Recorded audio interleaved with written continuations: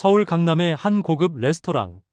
샹들리에가 반짝이는 천장과 대리석 바닥이 깔린 이곳은 1인당 20만 원은 우습게 나오는 곳이었다.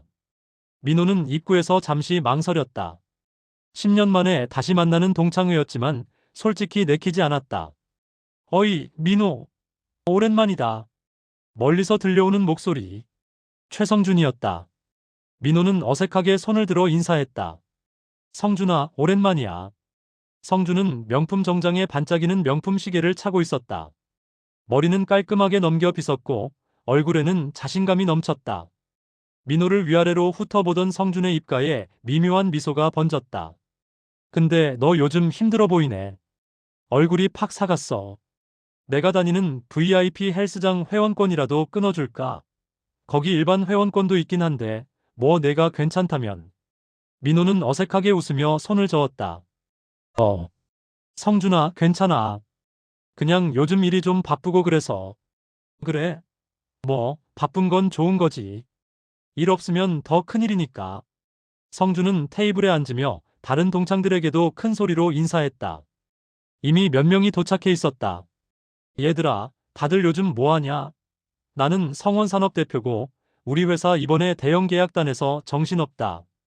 진짜 직원들 통제하느라 죽는 줄 알았어. 동창 중 한 명이 맞장구 쳤다. 나도 바빠. 대기업 상무 달았거든. 곧 전무 승진 예정이야. 오, 축하한다. 역시 우리 학번은 다르다니까? 성준은 웃으며 와인 리스트를 넘기다가 문득 민호를 쳐다봤다. 민호, 너는 뭐하냐? 아직도 중견기업 다니고 있어.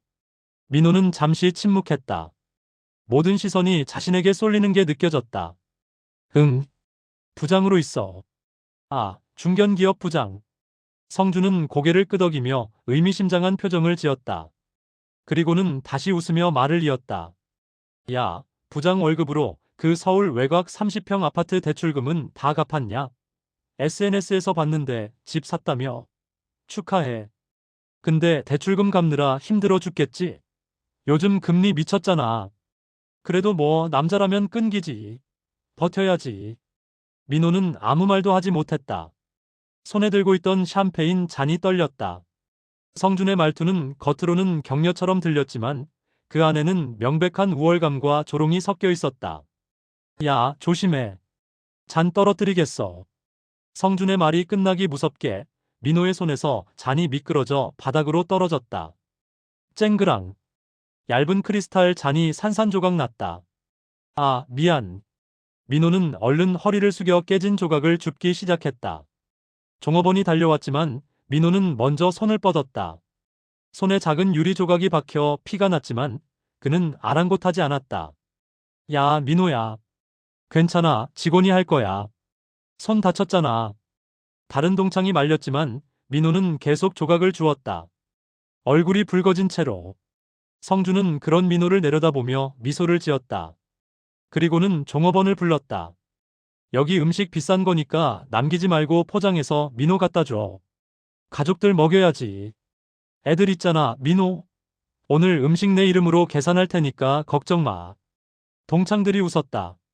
민호는 고개를 들지 못했다. 저녁 내내 민호는 말이 없었다. 성준은 계속해서 자신의 성공담을 늘어놓았다.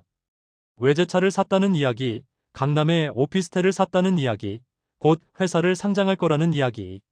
너희들도 관심 있으면 투자해. 조만간 상장하면 대박 날 거야. 친구들한테는 특별히 좋은 조건으로 해줄게. 동창들은 관심 있다는 듯 귀를 기울였다. 민호만 혼자 창밖을 바라보고 있었다. 식사가 끝나고 헤어질 때 성준은 민호의 어깨를 툭 쳤다. 야, 민호야. 힘내. 인생 길어. 아직 기회 있어. 민호는 아무 말 없이 고개만 끄덕였다. 집으로 돌아가는 차 안. 민호는 핸들을 잡은 채 한참을 그대로 앉아 있었다. 10년 된 중형 세단. 곳곳에 흠집이 있고 시트는 해져 있었다. 핸드폰이 울렸다. 동창회 단톡방이었다. 성준, 오늘 다들 고생했다. 오랜만에 만나서 좋았어. 아, 참. 민호가 준 넥타이 너무 귀엽다. 키읔키읔키읔, 나 면세점에서 더 싸게 살 뻔했잖아. 사진이 올라왔다. 식사 후 민호가 성준에게 선물로 준 넥타이였다. 민호가 한 달 동안 고민하고 모아서 산 20만 원짜리 넥타이.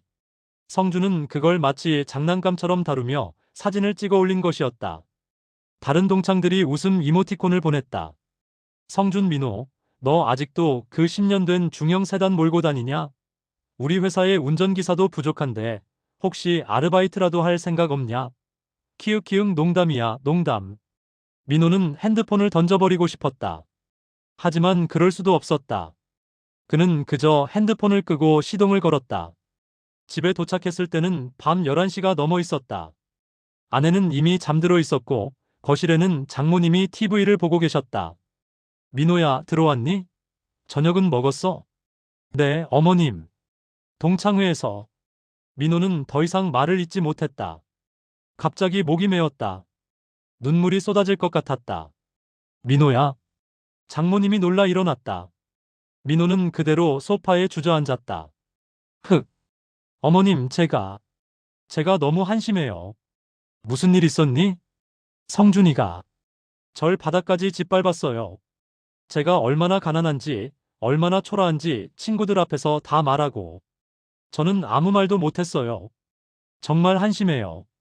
민호는 얼굴을 두 손으로 감싸며 흐느꼈다. 40대 중년 남자가 장모님 앞에서 우는 모습, 그 자체로 비참했다. 장모님은 한참을 민호의 등을 쓰다듬었다. 그리고는 조용히 물었다. 민호야, 고개 들어라. 누가 내 사위를 이렇게 힘들게 하는 거니? 민호는 눈물을 닦으며 대답했다. 최성준이요. 성원산업 대표인데 곧 상장한다면서 친구들한테 투자까지 권유하고 있어요. 자기는 성공했는데 저는 장모님의 표정이 굳어졌다. 성원산업. 알겠다.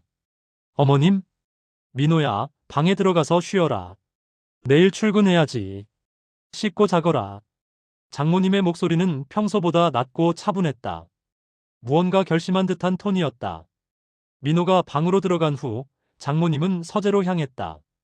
30년 동안 한 번도 열지 않았던 오래된 다이어리를 꺼냈다. 거기에는 명함들이 정리되어 있었다. 재계 인사들, 금융계 인물들, 그리고 장모님은 전화기를 들었다. 여보세요, 김 이사장님. 저 이수키입니다. 아, 이 상무님. 오랜만입니다. 어쩐 일이세요? 다름이 아니라 회장님께 부탁드릴 일이 있어서요. 성원산업이라는 회사 아세요? 성원산업? 잠깐만요. 아, 최근에 상장 추진한다고 소문난 곳 말씀이신가요? 네, 맞아요. 그 회사 신용등급과 재무 상태를 확인해 주시겠어요? 지금요? 네. 급합니다. 알겠습니다. 30분 드리겠습니다. 장모님은 전화를 끊고 창밖을 바라봤다. 눈빛이 차갑게 가라앉았다. 회장님 찬스, 딱 한 번만 쓰겠습니다. 다음 날 아침, 민호는 출근 준비를 하고 있었다. 어젯밤 일이 창피해서 장모님 얼굴을 제대로 쳐다보지 못했다. 민호야, 아침 먹고 가. 어머님, 저 괜찮아요. 회사에서. 앉아. 장모님의 목소리에는 평소와 다른 무게감이 있었다. 민호는 얼떨결에 식탁에 앉았다. 장모님은 민호 앞에 두툼한 서류 봉투를 놓았다. 이게 뭐예요? 열어봐. 민호는 조심스럽게 봉투를 열었다. 안에는 기업 분석 보고서가 들어있었다. 표지에는 성원산업 재무 분석 및 신용평가 보고서라고 적혀 있었다. 이게 어떻게? 읽어봐. 민호는 보고서를 펼쳤다. 첫 페이지를 넘기자마자 눈이 커졌다. 신용등급 C-, 부채 비율 400% 초과, 대출금 300억 연체 직전. 어머님, 이게 정말? 3페이지 보렴. 민호는 황급히 페이지를 넘겼다. 작년 실적 적자 150억. 법정 관리 직전. 상장 불가 판정. 민호의 손이 떨렸다. 성준이 말했던 곧 상장한다는 말은 완전히 거짓이었다. 아니, 사기였다. 어머님, 이 자료를 어떻게 구하신 거예요? 장모님은 커피를 한 모금 마시고는 차분하게 말했다. 민호야, 엄마가 말 안 했지만 사실은 30년 전에 태산그룹 상무였단다. 네? 민호는 믿을 수 없다는 표정으로 장모님을 쳐다봤다. 태산그룹. 국내 10대 재벌 중 하나였다. 왜 그런 얘기를 안 하신 거예요? 권력 싸움이 지겨워 조용히 살기로 선택한 거지. 은퇴하고 평범하게 살고 싶었어. 딸만 잘 키우면 된다고 생각했고. 그런데, 하지만 내 사위를 건드리면 얘기가 달라진다. 장모님의 눈빛이 변했다. 30년 전 재계를 주름잡던 그 냉철한 눈빛. 민호야, 다음 주에 성준이가 또 골프 모임 제안하지 않았니? 어떻게 아세요? 단톡방 봤어. 내 핸드폰. 민호는 얼굴이 빨개졌다. 장모님은 웃으며 말했다. 괜찮아. 이제 그 모임에 빠지지 말고 당당하게 한 번 더 나가봐. 나머지 일은 엄마가 처리한다. 어머님, 무슨 뜻이신지. 민호야, 사람은 말이야. 넘어졌을 때 일어서는 게 중요한 게 아니야. 왜 넘어졌는지, 누가 넘어뜨렸는지 제대로 보는 게 중요해. 그래야 다시는 같은 방식으로 넘어지지 않거든. 민호는 장모님을 멍하니 바라봤다. 지난 10년간 함께 살면서 그저 조용하고 따뜻한 어머니로만 알았던 분. 그분의 또 다른 모습을 지금 보고 있는 것이었다. 엄마를 믿어봐. 그리고 이번엔 당당하게 가. 민호는 고개를 끄덕였다. 가슴속에서 무언가가 뜨거워지는 걸 느꼈다. 일주일 후 서울 시내 5성급 호텔 브런치. 성준이 주최한 또 다른 모임이었다. 이번에는 골프를 치고 브런치를 먹는 자리. 민호는 차에서 내리며 심호흡을 했다. 옆 좌석에는 장모님이 앉아 있었다. 어머님, 정말 괜찮으세요? 당연하지. 가자. 두 사람은 호텔 레스토랑으로 들어갔다. 성준과 동창들은 이미 테이블에 앉아 있었다. 어이, 민호. 왔구나. 근데 성준은 장모님을 보고 눈을 깜빡였다. 장모님까지 모시고 왔냐? 어머님, 회사를 다녔다고 들었는데 요즘 은퇴 생활은 심심하지 않으세요? 장모님은 우아하게 자리에 앉으며 차갑게 미소 지었다. 편안합니다. 그래요? 뭐, 은퇴하면 다들 그렇죠. 성준은 웃으며 다른 동창들에게 말했다. 민호 장모님이셔. 인사드려. 동창들이 어색하게 인사했다. 장모님은 고개만 끄덕였다. 브런치가 시작되고 성준은 다시 자신의 이야기를 늘어놓기 시작했다. 나 진짜 요즘 정신없어. 상장 준비하느라. 너희들 아직도 투자 안 했지? 마지막 기회야. 다음 달부터는 일반인 투자 못 받아. 동창 하나가 물었다. 그런데 성준아, 정말 확실한 거야? 요즘 경기도 안 좋고. 야, 내가 언제 거짓말했냐? 우리 회사 올해만 매출 500억이야. 곧 코스닥 입성이라고. 그때 장모님이 조용히 입을 열었다. 성준 씨. 네. 성원산업 대표시라고 들었는데 곧 상장한다고 하시더군요. 성준은 기분 좋게 웃었다. 당연하죠. 벌써 소문이 퍼졌나 보네.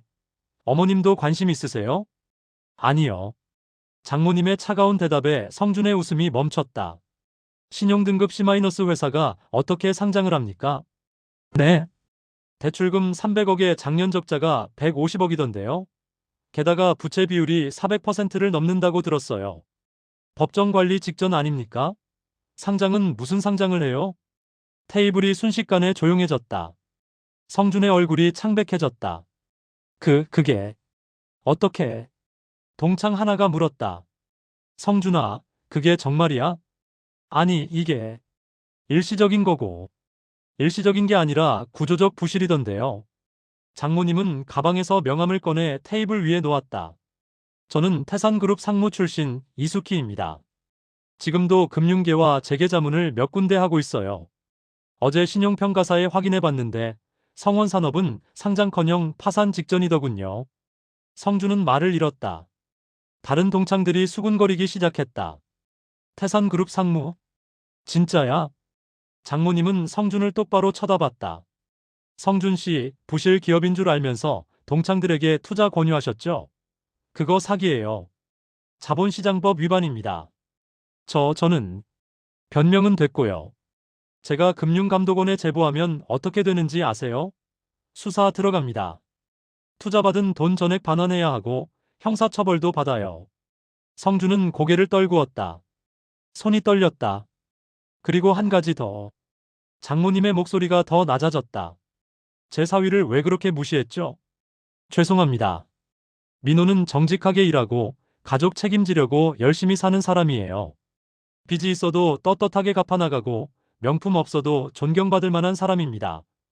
그런 사람을 당신이 무슨 권리로 조롱해요? 정말 죄송합니다. 성주는 고개를 숙인 채 떨고 있었다. 장모님은 자리에서 일어났다. 그럼 우리는 이만 가볼게요. 황주영 회장님이 지금 호텔 로비에서 기다리고 계셔서 더 있을 수는 없겠네요. 오늘 브런치 대접 성준 씨가 잘 쏘신 걸로 알겠습니다. 민호도 일어났다. 장모님은 민호의 손을 꼭 잡았다. 민호야, 가자.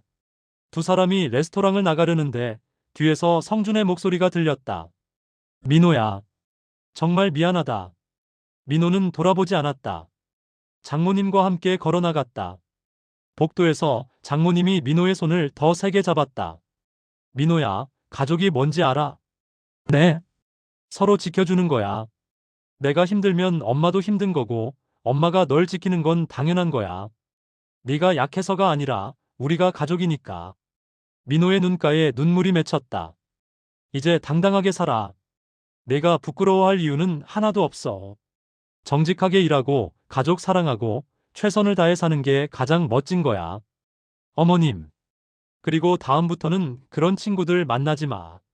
진짜 친구는 내가 힘들 때 함께 아파하는 사람이야. 민호는 고개를 끄덕였다.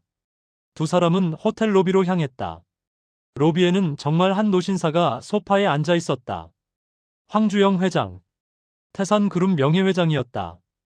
이상무, 오랜만이네. 회장님, 기다리셨죠? 괜찮아. 사위분이신가? 네, 제 사위 김민호입니다. 민호는 얼떨결에 인사했다. 황 회장은 민호를 보며 미소 지었다. 좋은 사위 두셨네. 눈빛이 정직해. 감사합니다, 회장님. 세 사람은 함께 호텔을 나섰다. 민호는 장모님의 손을 꼭 잡았다. 가족이란 이런 거구나. 그는 처음으로 진짜로 당당해졌다.